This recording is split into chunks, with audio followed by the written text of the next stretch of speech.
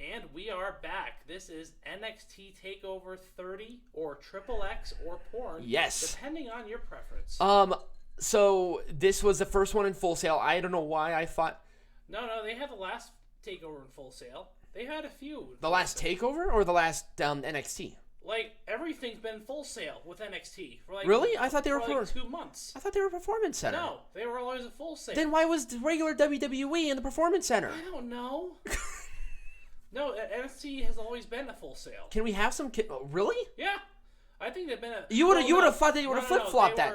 They were at... They were at the Performance Center. No, they were at PC until, like, May. And then they went back to the Performance Center. Oh. They've been at the PC since, like, June. Yes, that's what I've been saying.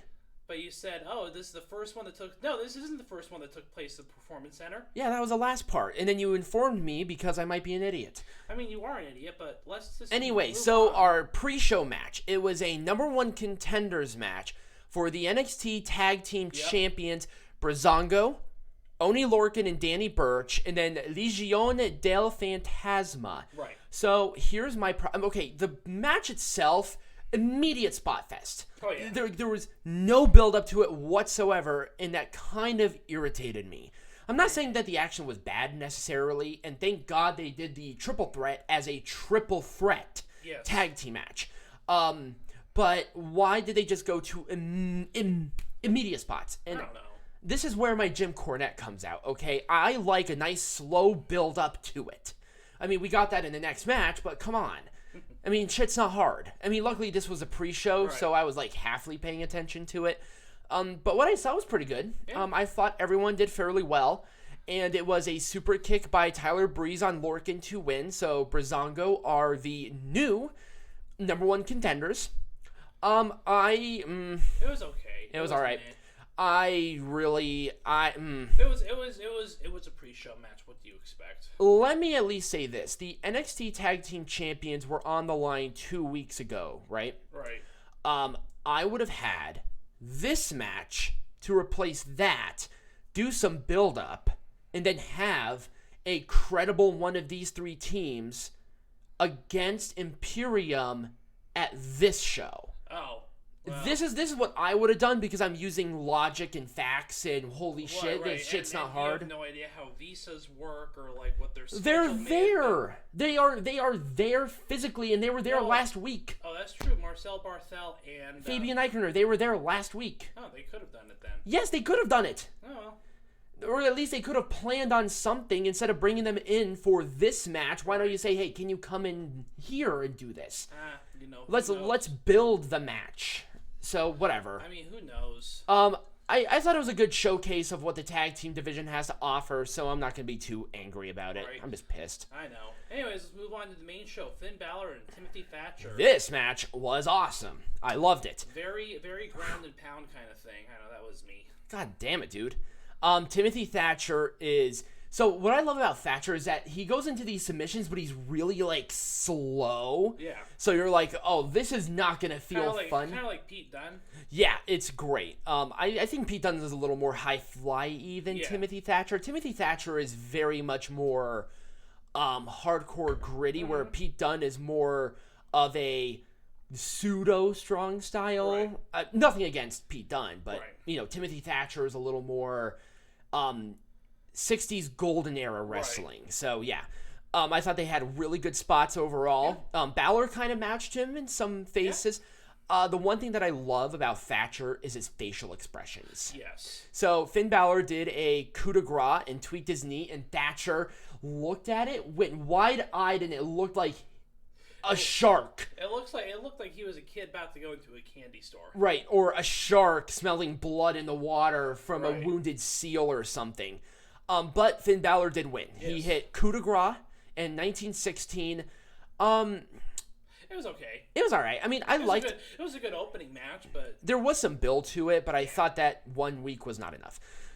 Anyway, let's go into the match that I really want to talk about. Let's really dive deep. All right, Damian Priest, Johnny Gargano, Bronson Reed, Cameron Grimes, and the Child Predator in a ladder match for the NXT North American Champion. Yes, so the title was vacated by Lee. Mm-hmm.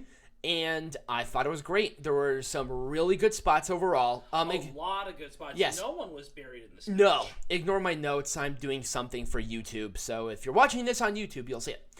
I thought that the team up with Johnny Gargano, Velveteen Dream, and Cameron Grimes was very good. And you're right. Nobody in this match was buried at all. There were some fuck-ups. Johnny Gargano fucked up the one last beat DDT just a wee bit on it. It looked really wonky. It was with Bronson Reed in the ladder. It was kind of weird. So some of the highlights, Candice LeRae got herself involved in a number of spots. And then Bronson Reed had Candice LeRae on top of the ladder, and he did a splash on Johnny Gargano with Candice LeRae on his back. Oh, and then Velveteen Dream got thrown, like, over the top of the plexiglass. The plexiglass into like a thing on the outside. Yeah, there were like two tables, and he totally missed one. He overshot the fuck. I was like, oh man, he might be really hurt. But then we see him show back up. Well, no, that was towards. That was it. Yeah, no, he was gone. I was like, oh well, there goes Velveteen Dream. Peanut Gallery chose Velveteen Dream because I guess Peanut Gallery he endorses it tickling children. You know what? No, Why do you have you hired? I endorse the WWE doing stupid shit because sometimes they have no logic. Yes. So I thought just out of spite they would have had Velveteen Dream, the child predator, to win. I wouldn't be surprised. He got really close a couple of times. I know, he did. But Damian Priest won. Yes. Which I did not expect. But I enjoyed. It was a hell of a match. It was. It was so smooth. I thought with Damian Priest being champion, this was perfect for him. Yep. There was obviously going to be a Bronson Reed Damian Priest match for that title next. Yes, there is. So I'm not too worried. I see Cameron Grimes right behind Bronson. Mm-hmm. And then Johnny Gargano. He doesn't need it. But yeah, he really doesn't need the belt. Johnny Gargano has like transcended it. Velveteen Dream. He can go back to sending children dirty pictures. Well, no, he needs to be. Oh God, what was it? Oh, Future. He needs to be Future Endeavor to the fuck off. Yeah, no kidding. So anyway, let's move on. So Adam Cole versus Pat McAfee. Pat McAfee's promo before the match was interesting. He was awesome, so good. He has a lot of charisma. He has great heel charisma. He had his little. Okay, so what do you think about Pat McAfee since we're actually at the match now with his performance? He impressed. He was decent. He impressed. Was better than Ronda Rousey was at her debut. Mm-hmm. He impressed the hell out of me. I thought that he had great pacing. Mm-hmm. He had good mannerisms. He had great selling. Yep. Great selling. Great. I was like amazed. He kicked the steel steps. Yep. And he rolled down and he kept the same foot the entire time. He didn't switch it. He made sure that it was consistent throughout the whole thing. Adam Cole sold great throughout the entire course of the match. Because Adam Cole's a veteran. Right. You know, it's hard to have a bad match with Adam Cole, right. No. But the one thing that I have to at least say, the backflip and then the jump to the top rope by McAfee. Awesome. Right. He looked so great. And it was a Panama Sunrise. Yep. For Adam Cole to win. Yeah, and I thought it was a good match. It was a good match. It ended a 2-year-long rivalry, and I thought it ended quite nicely. All right, next one, Dakota Kai versus Eoshirai for the NXT Women's Championship. You said Shirai really weird. But, oh shit, I was reading the Pat McAfee stuff. I don't know why. This was awesome. Dakota Kai got really close a couple of times to winning. Referee knockdown, which I thought was perfect for this. So and then Raquel Gonzalez got herself involved. Yep, got really close on Dakota Kai's behalf. But with that, then what's her name? Well, Gonzalez attacked. So Eoshirai won. Yes, with a moonsault. Gonzalez attacked Shirai after the match, but then Rhea Ripley shows up and stares down Raquel Gonzalez. And I was so marking out because I know that that's going to be an amazing confrontation. Yes. That is going to be a great match. So, and also they're very close in height. They're both badasses, and it's like, okay, so Eoshirai can continue her rivalry with Dakota Kai because this is not Dakota Kai's last go-around. Especially with this match, she did awesome. Also, she's bae. Hit me up in those DMs, yo.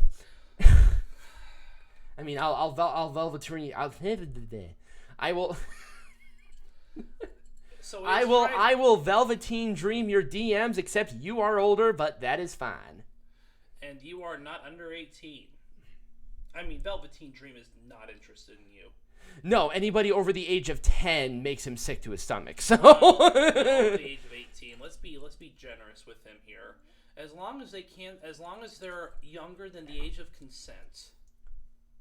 So over the age, if they're under the age of 18. Yes. Okay, I was just being mean. I was just being like overly harsh. All right, so final match. Total non-juxtaposition there. Nope, we're just gonna ignore it and move on with our day. Keith Lee, Karrion Kross, NXT Championship. What the hell? That match was a little underwhelming. I was kind of disappointed, and I'm very shocked about that. I think it ended too soon. Well, not only that, I mean, I like Karrion Kross, don't get me wrong, but I thought that this was way too soon for him to be in this match. Oh, yes. Because he's been dominant, and it's like, okay, what are you going to do? Have him beat have Karrion Kross beat Keith Lee, which would be weird. That? Right. Oh, who's going to face Karrion Kross now? Is it going to be Keith Lee again? Well, no, because Keith Lee's going to show up on Raw on Monday. Right. Spoiler alert, he's showing up. He is showing up on Raw. So, anyways, Keith Lee lost because he's being called up to the main roster. Yes. It was a Super Kross. Saito. Yep. A Super Saito suplex by Karrion Kross, but Karrion Kross was confirmed to separate his shoulder during the match. But he's only going to be out for a few weeks. Oh, really? Yeah, he's not going to be out very long. Oh, okay. Then it wasn't that bad. No. He's not going to be out for too long, but, obviously he doesn't do a lot of matches in between large bouts. Well, also it's also NXT where the pay-per-views are very few in between. So, so you'll probably see his next title defense at the one before Survivor Series weekend. Yes. So, what were your overall thoughts about this NXT Takeover? Well, if I gave it I'm going to give it a star rating, of course. Okay. Because that's what. So, star rating, favorite match, worst match. I'm not going to do the worst match. I'm going to do my favorite match. Ugh. I don't care about. You're the pessimistic one. I know, but there are a lot of matches that were. You know what? I never talk about the worst match of the show. I always talk about my star rating. And I talk about the best match of the show. Apparently, Peanut Gallery's taking the moral high ground here.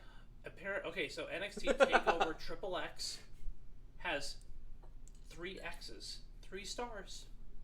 The 3-star pay-per-view. Mm-hmm. Match of the night. Ooh, this is going to be a hard one.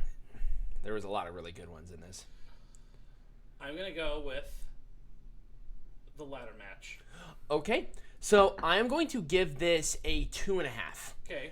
And I'm going to give Adam Cole and Pat McAfee the win on it. Okay. I thought it was the best build match. And I was very happy it was better than my expectation, which is why I thought was the best match of the night.